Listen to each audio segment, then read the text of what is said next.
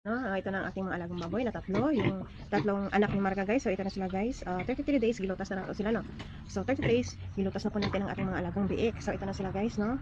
So ang problema natin ngayon guys is nagabasa ang ilang tae guys no. Pero hindi naman masyado. Pinainom lang natin ng gamot para sa basa ng tae guys. So ang ang ginagawa ko yun guys is doon ko sila pinapakain guys kasi ng mga bata pa sila nasanay sila sa yung balde na maliit guys. So pag nilagay ko dito sa kanilang kainan ayaw nila guys. So ang ginagawa nila dito guys ginaihian just like that guys. So, tapos ginapaihan. So hindi ko na nilalagay dito ang pagkain kasi tinapaihan nila. So ang ginawa ko guys kumuha ko ng gulong ng sasakyan guys. Hinati ko sa dalawa. Tapos ayan guys diyan ko na nilalagay ang kanilang mga pagkain.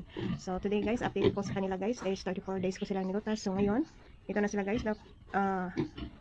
So itong February 4 ko sila gilutas guys. So ano na sila guys 50 days na siguro guys no. So ito muna sila guys. So tingnan niyo na malalaki na guys. So alam niyo ba kung ano ang pinapakain ko sa kanila guys? Just comment na lang para ma-share ko sa inyo kung ano ang kanilang pinakapakain ko sa kanila.